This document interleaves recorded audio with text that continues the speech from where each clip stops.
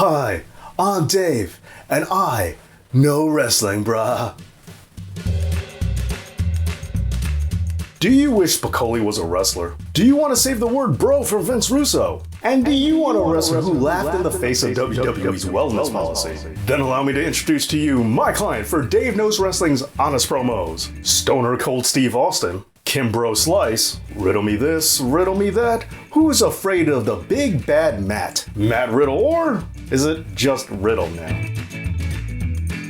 Behold, a wrestler who follows in the footsteps of both Hacksaw Jim Duggan and the Iron Sheik of being a pothead who wrestles. Although, unlike other wrestlers before him, Matt at least had the decency to wait it out until after WWE stopped penalizing people for it. Too bad Rob Van Dam couldn't wait that long. Although, while Matt did manage to dodge WWE's weed punishment, it's not like he didn't pay his dues elsewhere, as he was fired from the USC for marijuana. Who knew that Vince McMahon had more chill than Dana White? Oh, but now that we've talked about Rob Van Dam, I guess we should bring up the fact that many fans feel like Matt Riddle is just a carbon copy of RVD. What, just because they're both stoners who like to kick? In that case, he's also a ripoff of Shaggy from Multiverses. And I know, there are reports out there that Matthew is currently in rehab right now after some serious WWE Wellness Policy violations.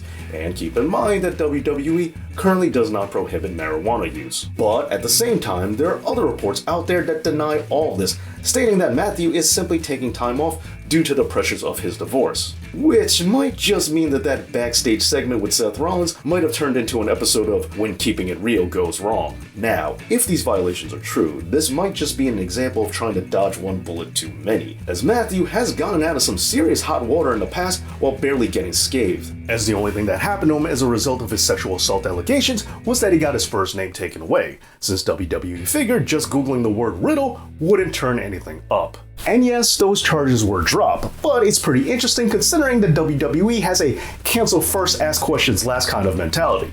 Just ask Ric Flair. Adding on to that, Matt also steered clear of any consequences of talking smack about both Bill Goldberg and Brock Lesnar, as he said that he was never a fan of Goldberg's and he promised to retire Brock. But yet, he had one conversation with Goldberg and the two would patch things up, and Lesnar outright said that they would never share a ring and that they would never work together, only for them to then share a ring and work together in the Elimination Chamber. One possible explanation for why nothing ever seems to stick to Matt could be because it was said that Randy Orton stuck his neck out for him and saved his career, since Orton is a seasoned veteran that holds a lot of clout in WWE.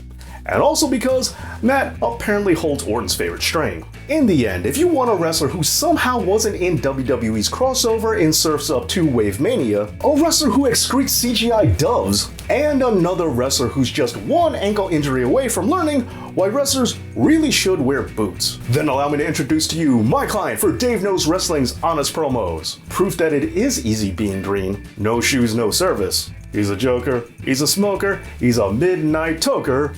Matt Riddle. Honestly, no matter what's going on in your personal life, Matthew Riddle, I hope you get well soon.